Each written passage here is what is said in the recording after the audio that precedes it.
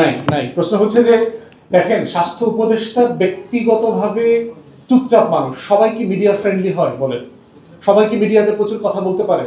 আমাদের মাননীয় প্রধানমন্ত্রীর কথা বলেন, আমাদের মাননীয় প্রধানমন্ত্রীকে বিভিন্ন রাজনৈতিক দলের নেতারা মানে করছে না, খোঁচাচ্ছে না, ট্রল করছে না, আপনি নির্বাক কেন, আপনি কথা বলেন না কেন?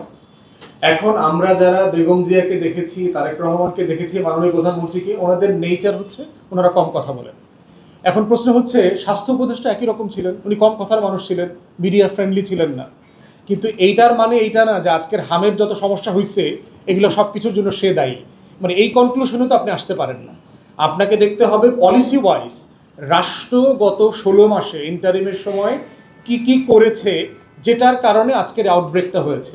আউটব্রেকটা কি শুধু বাংলাদেশে হয়েছে? It's a global phenomena. যদি গ্লোবালি হয় তাহলে শুধুমাত্র বাংলাদেশের স্বাস্থ্য উপদেষ্টাকে দায় দিলে আপনার হবে কিনা, না এটার আসলে একটা গ্লোবাল মানে কারণ খুঁজে বের করতে হবে। তো সেই জায়গাতে আমরা বোধ করছি যে, এবং স্বাস্থ্যের যিনি স্পেশাল এইড ছিলেন উনি কিন্তু বিশাল ব্যাখ্যা দিয়েছেন, ওনার ফেসবুক আইডিতে দেখলাম একের পর এক পোস্ট দিয়ে উনি এগুলা প্রচুর তথ্য দিয়ে ডেটা দিয়ে সেটা করেছেন।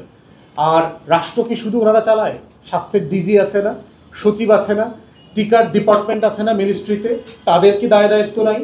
এই জন্য হচ্ছে আমরা কমিটি করতে বলছি এই কারণে যে আপনি টোটালটা বোঝেন। একটা পার্লামেন্টারি কমিটি হইলে যেটা হবে, আপনি স্বাস্থ্য উপদেষ্টাকে রাখতে পারবেন, সেখানে ইনভাইট করেন, স্পেশাল এইডকে ইনভাইট করেন, আপনি আমেরিকার কংগ্রেশনাল হিয়ারিংয়ের মডেলে পাবলিকলি ওনাদের বক্তব্য আমরা শুনি, দেখেন কোনো ঝামেলা আছে কিনা। আমরা হচ্ছে যে কাউকে দায় দেওয়ার থেকে কারণটা খুঁজে বের করা দরকার, যে আসলে গোড়াটা কোথায়।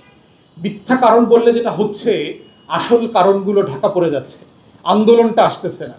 এই যে 4 মাস টিকা যারা দেওয়ার কথা তারা দেন নাই, এবং একটা ফান্ডামেন্টাল সার্ভিস, এটা এমন সার্ভিস না যে ধরেন দালান বানানোর কর্মসূচি বন্ধ আছে, বিল্ডিংটা 4 মাস পরে হইলেও মানুষের ক্ষতি হয় না, টাকার ক্ষতি হয়, কিন্তু টিকাটা অন টাইমে না দিলে জীবনের ক্ষতি হয়।